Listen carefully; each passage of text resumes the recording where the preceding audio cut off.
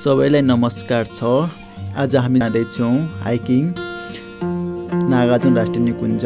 So हामी first of all हामी चाहिँ फुलबारी गेटमा गयौँ। फुलबारी गेटमा गइसकेपछि हामीले पर पर्सन 100 रुपियाँ टिकट काट्यौँ र हाम्रो ब्यागहरू चेक भयो। त्यसपछि हामी त्यहाँबाट उकालो लाग्यौँ र हामी त्यो ढुङ्गाले बनाएको सिडीमा चढ्दै जाँदाखेरि माथि दुईटा जोडी बहिनीहरूलाई सोध्यौँ हामीले कति टाइम लाग्छ भनेर। त्यसपछि उहाँहरूले भन्नुभयो अराउन्ड 3 आवर्स समथिङ लाग्न सक्छ भन्नुभयो उहाँहरूले। र हामी त्यहाँबाट जाँदै गर्दा हामी बाटोमा हामीले कालिजहरू देख्यौँ। धेरै बाँदरहरू पनि धेरै थिए त्यो जङ्गलमा। त्यसमा बाघहरू पनि देखिन्छ भन्थे, तर हामी बाघ चाहिँ देख्न सकेनौँ। त्यसपछि हामी जाँदै गर्दा हामीले नेक्स्ट स्टेसनमा पुग्यौँ। त्यहाँ फेरि हाम्रो नामहरू इन्ट्री भयो।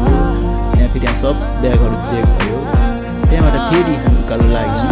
उकालो लागिसकेपछि माथि गइसकेपछि बाटोभरि सल्लाहपातहरू झरेको थियो। बाटो चिप्लो पनि थियो तर सिडीहरू पनि थियो ढुङ्गाको बनाएको। धेरै मान्छेहरू थिए, कोही तल झर्दै थिए भने त कोही माथि झर्दै थिए। म्याक्सिममहरू बच्चादेखि बुढासम्म गइरहेको थियो। आई थिङ्क त्यो दिन शनिबार भयो होला होइन, सबै मान्छेहरू गएको थियो त्यो हाइकिङमा।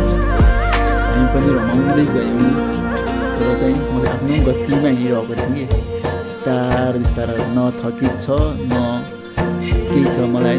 पसिना चाहिँ वाइल्ड आएको थियो तर भरि पसिना थियो। हातमा पानी बोतल बोकेको थिएँ त पनि, तर त्यो पानीको बोतल चाहिँ केही गर्ने, जति पानी खाँदा पनि त्यस्तै हो।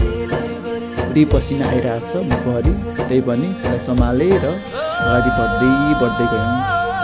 र त्यसपछि हिँड्दै जाँदाखेरि धेरै चाहिँ मान्छेहरू कति त्यो शनिबार दिन होला होइन, कति त ओह्रालो झर्दा थियो, कति उकालो चढ्दै थियो क्या। हामी पनि के कमाउने, हामी पनि बिस्तारो गइसकेपछि र मेरो साथी त पुरै थकित भइसकेको थियो बिचरा है।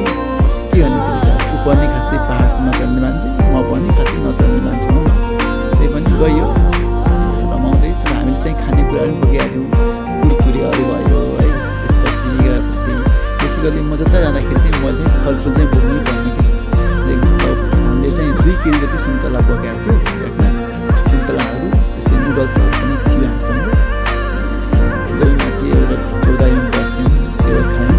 त्यहाँबाट हामी फेरि उकालो लाग्दै गइसकेपछि उकालो लागिसकेपछि साथीहरू थिए होइन। खानापिनामाथि गुम्बा पुग्यो। गुम्बा पुगिसकेपछि सबै मान्छेहरू भिडियोहरू खिचिरहेको थिए, कोही फोटाहरू खिचिरहेको थियो, सबै हेरिरहेको थियो। काठमाडौँको दृश्य त्यो टाढाबाट देखिने हामी पनि हेऱ्यौँ र अनि हामी पनि समथिङ सबै भिडियोहरू क्याच गऱ्यौँ कैदमा। त्यति नै हो।